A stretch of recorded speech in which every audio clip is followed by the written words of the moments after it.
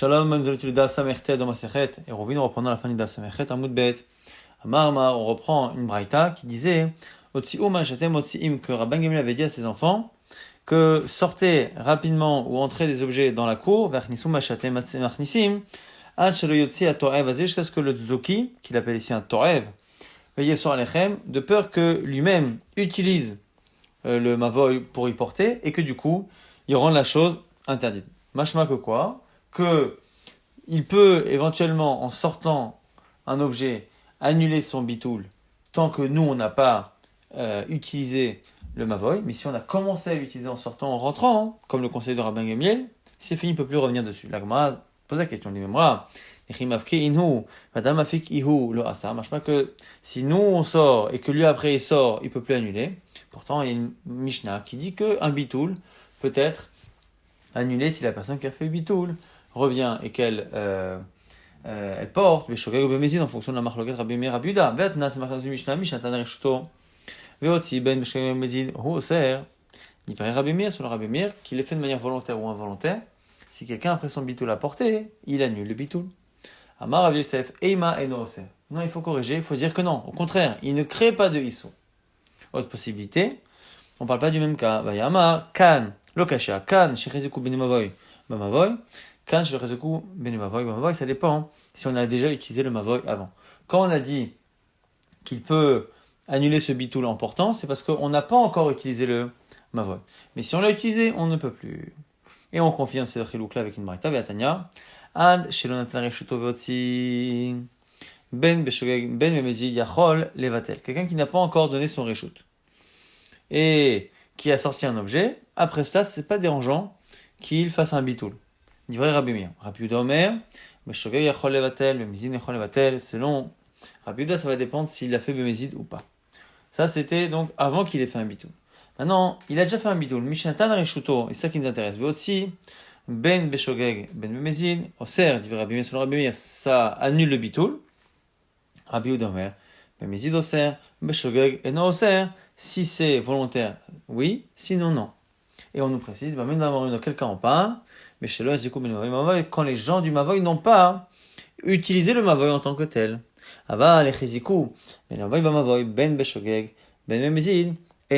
Mais si ils ont profité de ce bitoul là, eh bien quoi qu'il arrive, qu'il fasse exprès ou pas, il ne pourra pas annuler son bitoul en portant dans le mavoy. On reprend la braïta Marmar, rapidement, Bishun Acheret. Autre version de la première braïta, autre version de ce que Rabban Gamliel a dit à ses enfants. Il leur a dit, Marou, ve'asut sorkechem mavoy. Profitez du mavoy vite, avant que la nuit tombe, c'est-à-dire avant Shabbat cette fois. Veillez sur lechem, de peur que ça devienne interdit pour vous, à cause du tzoki. Machma que, finalement, le tzoki ne peut pas faire de bitoul, et qu'il a un statut donc de non-juif. Et que c'est pour ça qu'un bitoul ne marche pas, et donc, dès que la nuit va rentrer, l'existence même, la présence même du tzoki va créer un interdit qu'on ne peut pas solutionner pour l'instant. La Gemara dit, Anan, la Gemara dit, mais dans notre Mishnah à nous, la version qu'on a de Rabbi Yehuda, c'est qu'il va sortir un objet. Et que c'est en sortant un objet qui fait quelque chose. Pas que la nuit elle-même crée un interdit, ce qui sous-entendrait que lui, il aurait un statut de non-juif. Et ma'achelo yotse hayom. Non, il faut corriger. Et dire que dans notre Mishnah, c'est pas yotsi, c'est yotse hayom, que le jour ne sorte, c'est-à-dire à la fin de la journée, la nuit. Autre réponse possible, eibaitema. Ou sinon, peut-être qu'on ne parle pas du même cas, lokasha. Kan bemuma lechalel shabbatot betzina.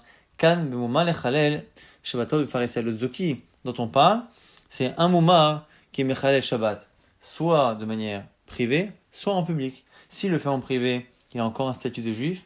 Et là, à ce moment-là, il peut effectivement faire un bitoul. Si par contre il le fait en public, c'est comme un non-juif. Et c'est là-dessus que la Braïta a dit qu'il faudra tout faire avant Shabbat. Alors Agma dit, Kemanazla hadetania, la Braïta suivante, comme qui elle va, Mouma avegilo ipanim, are ze eno mevatel reshut. Quelqu'un qui est moumar, donc qui est présumé transgresser au moins une halakha de la Torah importante. Vegilo ipanim, et celui qui est effronté comme ça, qui est plein d'insolence, eh bien, ils peuvent pas être mevatel reshut. La Gemara s'étonne, Gilo ipanim, moumar ave. Quel rapport avec le Gilo ipanim? Et là, moumar begilo ipanim, et non yachol levatel reshut. C'est une seule et même chose. C'est celui qui est moumar, qui fait une avera, mais qui l'a fait begilo ipanim, qui l'a fait de manière justement dévoilée, sans aucune gêne. Eh bien, lui, il peut plus annuler un reshut. C'est comme qui? Keman. C'est que Rabbi Yehuda. Donc c'est comme Rabbi Yehuda, qui pensent effectivement que celui qui transgresse une halakha entre autres Shabbat, par exemple, Befaresia, en public, eh bien, il ne peut plus être mevatel la réchoute. Donc, on rapporte une histoire à Haoud et Nafak, il y a un homme qui avait l'habitude de porter Shabbat. Et il est sorti pendant Shabbat avec une sorte de fiole qui servait à avoir une bonne odeur, qui pendait autour de son cou, qu'il n'avait pas le droit de porter. Lorsqu'il est tombé sur Rabbi Yehuda Nessia, donc c'était un des grands de la génération, Cassier, il l'a caché, alors qu'habituellement, il n'était pas gêné. Alors à ce moment-là, Rabbi Yehuda Nessia a dit, Amak Gonze, mevatel reshut les Rabbi Yehuda. Lui, même s'il n'a pas honte devant les autres, il a honte quand même devant une personne, devant moi, il a encore une certaine gêne, et donc c'est pas un moumar begilo pani, et donc il est quand même mevatel reshut. Amaravuna ezo Israël moumar. Maintenant on va analyser ce din-là de moumar. Qu'est-ce qu'on appelle quelqu'un qui est moumar? Il y a beaucoup d'halachot dans lesquels on fait une distinction entre un Israël normal et un moumar, celui qui est réputé ne pas respecter une ou plusieurs halachot importantes de la Torah. Alors on dit Zem Chalel Shabbatot de Pharisien, celui qui transgresse le Shabbat en public. Amaner Ranachman nous dit Keman, comme qui ça va? Ik Rabbi Meir, Dama Chashou le Davar Echad, eh bien Chashou le Chol Torah Kula, Afilou Bechad Mikol Isurim Shabbat Torah Nami. Il m'a dit c'est pas bête tellement Rabbi Meir. Pourquoi? Parce que Rabbi Meir, quoi qu'il arrive, lui dit qu'un homme qui est soupçonné de transgresser une halakha de la Torah, on part du principe qu'il transgresse toute la Torah. Ou en tout cas que c'est possible qu'il la transgresse en entier. Et donc si c'est ça, puisque c'est valable avec n'importe quelle halakha, pourquoi avoir ciblé juste le Shabbat? Donc a priori, cet avis-là, qui dit que c'est le Shabbat qui fait qu'un homme est mouma, en tout cas Shabbat de Pharisien, ne correspond pas tellement à Rabbi Meir, parce que Rabbi Meir va beaucoup plus loin, en disant qu'une seule halakha elle-même permet de dire que la personne transgresse tout, et donc c'est un mouma. Ik Rabbanan, si c'est comme Chachamim, Amré, le problème c'est que Chachamim disent quoi? Chashud davar echad, lo ver chashud, lechol Torah kula. A priori, eux pensent que le fait de transgresser une chose ne permet pas de penser qu'il transgresse le reste. D'accord, Chachamim, sauf pour la avodah zara. Donc on a un problème parce que on se retrouve avec Ravuna qui est finalement entre Rabbanan et Rabbi Meir. Amar Bar Yitzchak, liten reshut ou levatel reshut. C'est-à-dire Ravuna, ce n'est valable que par rapport à notre halakha de reshut. Est-ce que il peut être mevatel reshut comme un juif ou pas comme un non-juif? C'est par rapport donc à ça qu'il a dit que celui qui transgresse Shabbat, le pharisien, il est moumar par rapport à ça. C'est tout. La preuve qu'elle est Tanya. Israël moumar, meshamer, shabbato, bashuk. Mevatel reshut, celui qui transgresse le Shabbat, mais qui le garde en public dans la rue, mevatel reshut. Chez Nom Meshamer Shabbato Bashuk, celui qui même dans la rue ne fait pas attention, et Nom Vatel Reshut, il ne peut pas. Venez Charon parce qu'ils ont dit Israël Noter Reshut, Noter Reshut, Ben Nochi Hachi Yaskir. Et c'est là-dessus, cette halakha, qu'on a dit qu'un Israël, il donne le Reshut et il le prend, et un Nochi, il faut lui louer, et c'est par rapport à cela qu'on a dit qu'un Mechal Shabbat de Pharisien, il est comme un Nochi. Ketzad, exemple. Omalo Reshutik Nuyalar. Comment on fait un Israël? On dit voilà, mon domaine, il t'est acquis. Ou reshuti, ou mon domaine, mais vous t'êtes lecha, il est annulé pour toi. Kana, ça marche. Et on n'a pas besoin de respecter toutes les règles d'un kinyan, d'une acquisition classique, c'est-à-dire qu'on prend un objet, on le soulève, ainsi de suite. Ravashi Amar, Ravashi lui dit, Haitanahu, lecha mira ale, Shabbat, kavodazara. Lui, par rapport à Ravuna, il veut dire que c'est pas que par rapport à Bitur et Reshut, c'est parce que de manière générale, c'est un Tana qui est particulier et qui pense comme Rabbanan, mais qui met le Shabbat sur le même plan que l'Avodah Zara. Donc, dans toutes les halachot de la Torah, on ne considère pas qu'il est Mouma, sauf Avodah Koravim, et selon ce Tana, Shabbat qui serait pareil.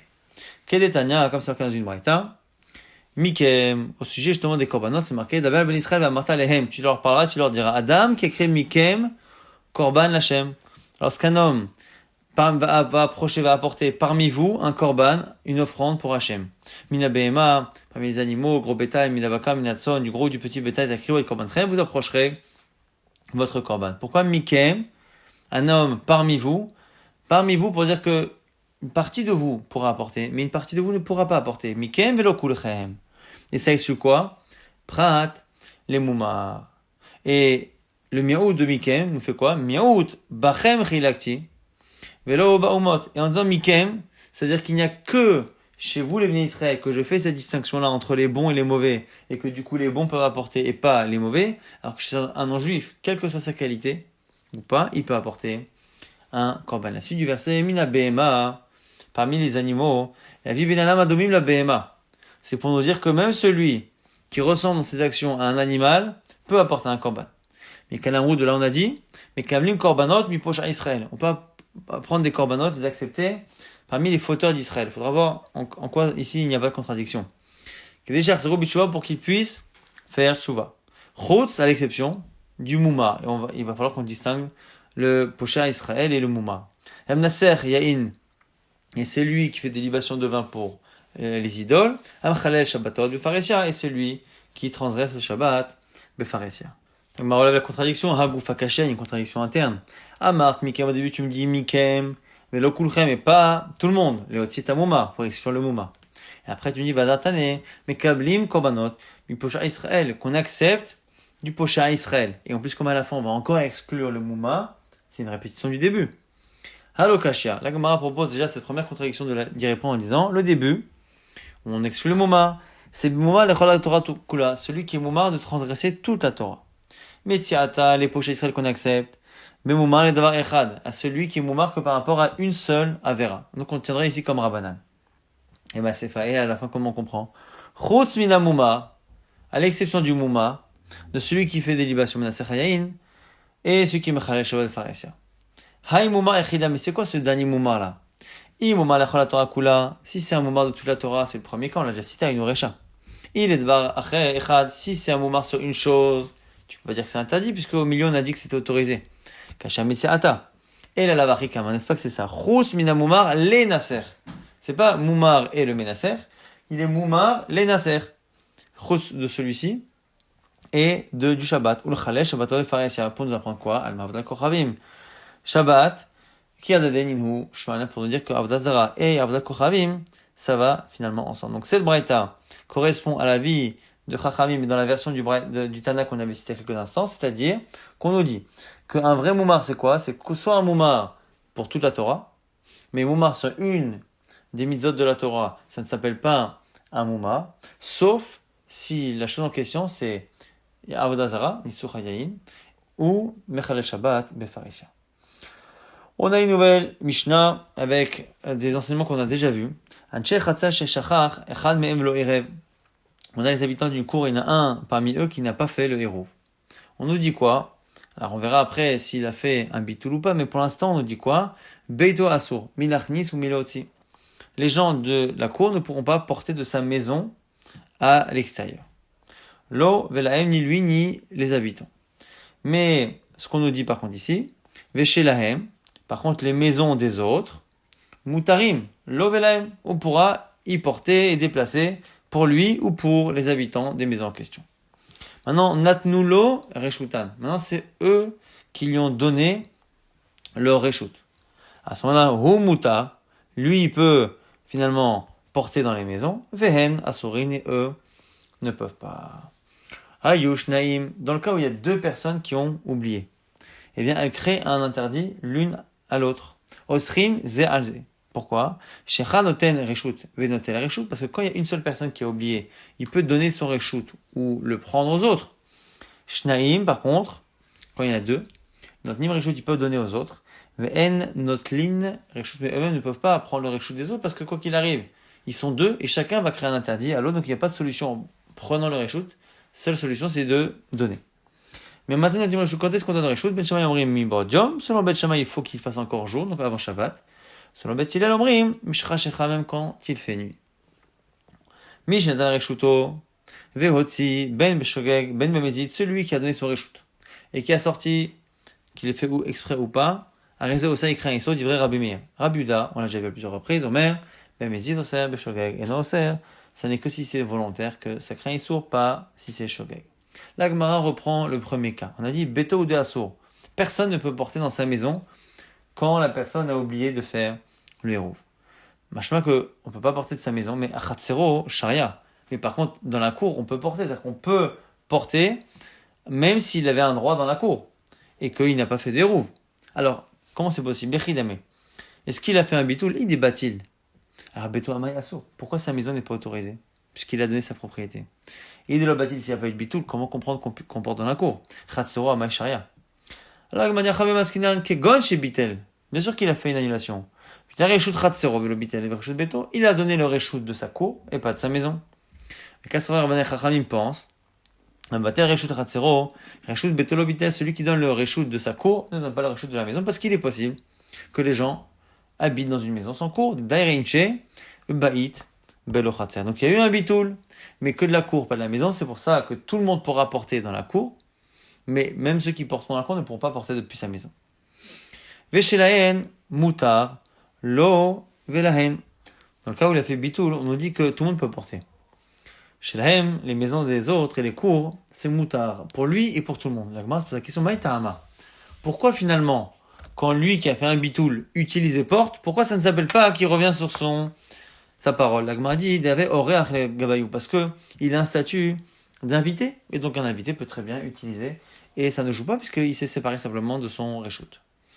Nat nous le reshutan, humutar, si ils lui ont donné à lui le reshoot, lui il est moutar, et eux, ils sont assourds. La Gemara dit, mais venez, les gabé, qui ochin, on n'a qu'à dire pareil, on n'a qu'à dire que quand tout le monde a donné le reshoot à une personne, eh bien tous les autres habitants qui lui ont donné le reshoot seraient considérés comme des invités. Et donc, du coup, ils pourraient porter. La Gemara répond, Chal gabé chamisha ave oreach. Non, quand il y a 1 sur 5 habitants, ça s'appelle un invité. Chamisha gabé chad lo ave oreach. C'est pas l'habitude en général d'avoir une immense majorité d'invités pour une personne qui accueille. Donc, Shmamina, Mevatin, Vechozlin, ou Mevatin la Gemara a l'air de comprendre ici que ce qui est marqué dans la Mishnah, que lui leur a donné le reshoot. Et le deuxième cas où eux lui ont donné le reshoot, la Gemara pense pour l'instant que ce sont 2 situations qui se sont suivies dans le temps. Lui, il a donné, et eux lui ont après donné. Donc, machma qu'on peut être zéro Mevatel, faire un bitou dans un sens, et après dans l'autre sens. La Gemara dit non, tu as mal compris. Achikama. Le deuxième cas, c'est un autre cas. Si au départ, au lieu que ce soit lui qui leur donne le reshoot, c'est eux qui lui ont donné, eh bien voilà la situation. Mais ce sont 2 situations complètement indépendantes et donc il n'y a pas de preuve à cette marloquette. Est-ce qu'on est choser ou mevatel reshoot? La suite de la Mishnah nous dit quoi? Ayush naim osrim ze alze. Quand ils sont 2, eh bien chacun crée un interdit à l'autre. La Gemara dit c'est pshita.